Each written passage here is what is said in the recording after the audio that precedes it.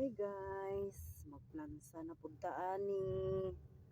Plansa na punta ani para prepare pagkaugma. Kay ugma na nami pasok. Kami mo ay ma-assign atong mo attend mi og God event sa Pam Jumeirah. Kaya atong life aning Dubai oy.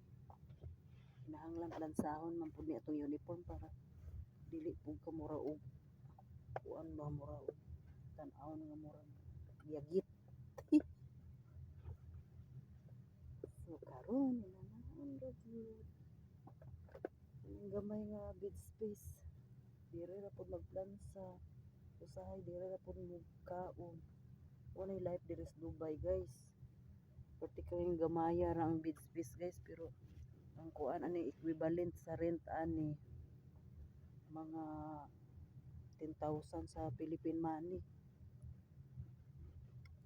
Kulang-kulang mga 9,000 din.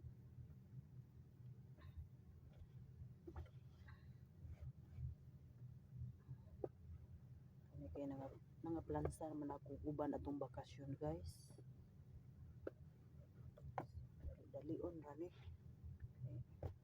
Dili man ni ingon nga gum-o kaayo. Dili man ni siya plansahon kay silky.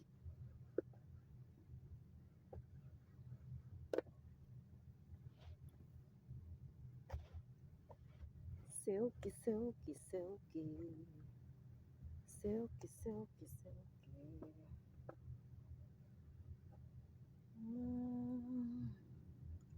Your love so beautiful.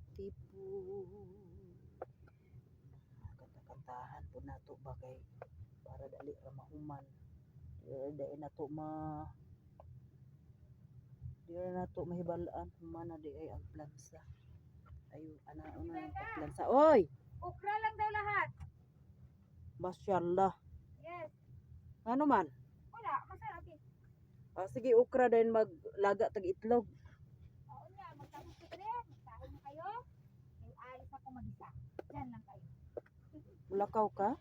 Siyempre ako magbili, pero tagutin ko na mag-bel. Tagutan na kaya?